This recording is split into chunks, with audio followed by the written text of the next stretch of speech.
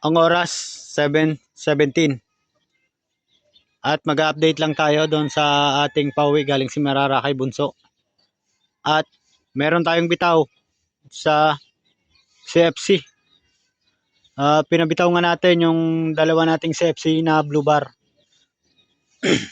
San Jose sa Kaminawit, nasa 60 plus kilometers air distance. Binitawan ng ibon ng 6:30. Kung sakasakali lilipad sila ng mga 60 minutes, may 1,000 plus ng speed noon, ay darating sila ng mga 7:30. Ayan. At nandito nga pala si Bunso. Habang naghihintay-hintay tayo, tingnan naman natin si Bunso dito.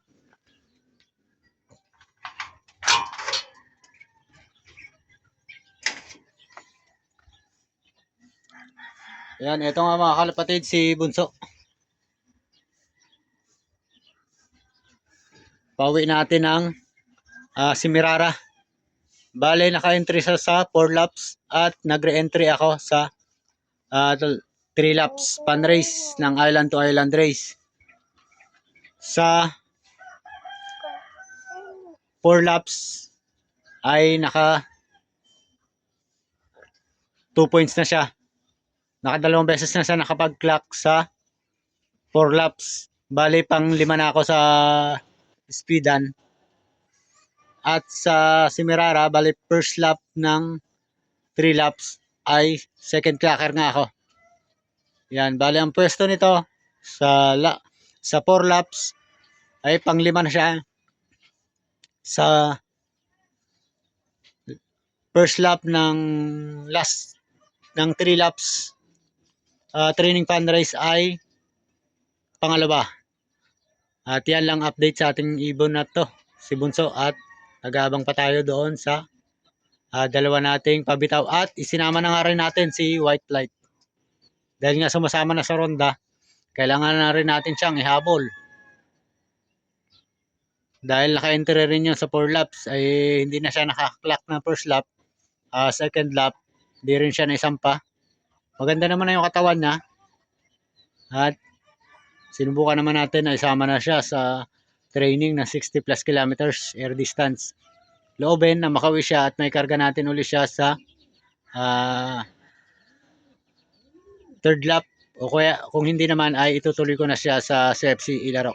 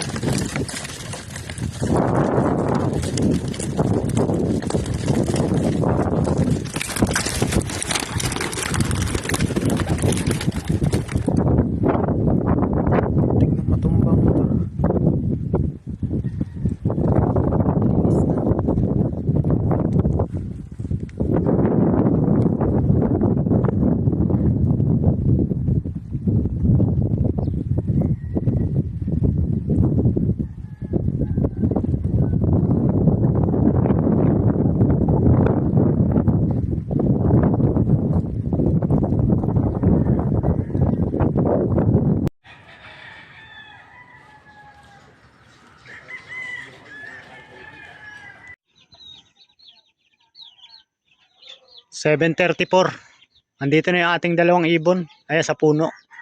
Di para may tababa. Hindi kasama si White Light.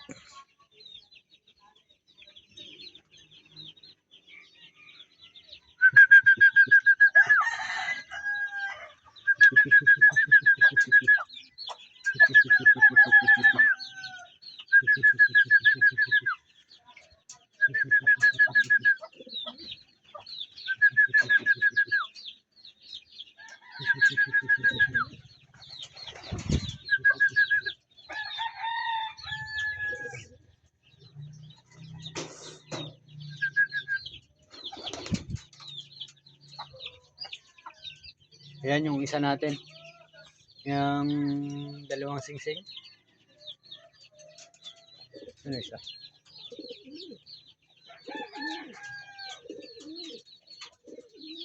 Wala pa isa.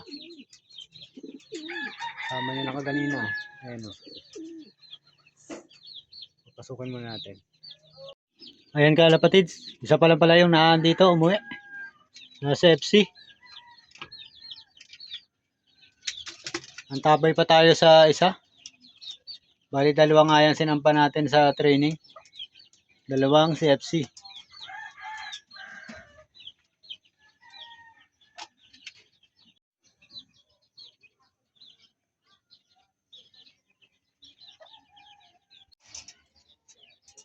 Ayan mga kalapatids at kompleto yung ating pabitaw ng Kaminawit San Jose. Yung tatlo nating ibon na ipinabitaw, dalawang CFC. Ito nga yung CFC natin. At ito naman yung isa, malapit lang yung pinagbitawan pero yan, kita nyo naman nagputik na kagad. Lapit ng bitaw no, nasa 60 plus kilometers lang. Nagputik na. Aray mo. Ito yung isa. Parang layo na nilipad oh. Samantalang si White Flight nandito na rin. Ayan. Dumating si White Flight. Yan. At ito si White Flight galing sa 60 plus kilometers air distance na training. Ito nga yung ibon natin na sumalpok. Ayan oh. Bali sama pa lang siya sa training. Isinama ko sa bitaw sa training ng CFC. Ayan at umuwi nga siya. Makunat ka talaga White Flight. Umuwi si White Flight galing sa 61 kilometers mahigit air distance. At medyo pa ngayon kanyang mata kabila, medyo lubog pa. At talagang ubi yung dibdib niya nung nakaraan. Yan, mahigit at naka-recover. At galing na uli siya sa 61 kilometers mahigit na air distance training. Yan, maraming salamat. At umuwi. Ay sasampa na uli natin to sa susunod na mga lap. At bale sa Sabado nga ay training pan race ng CFC.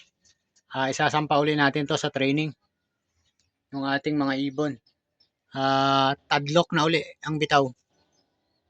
Yan o. Dalawa na CFC. At antabayan na natin to sa susunod na mga training. At isasabay natin si White Flight sa training ng CFC.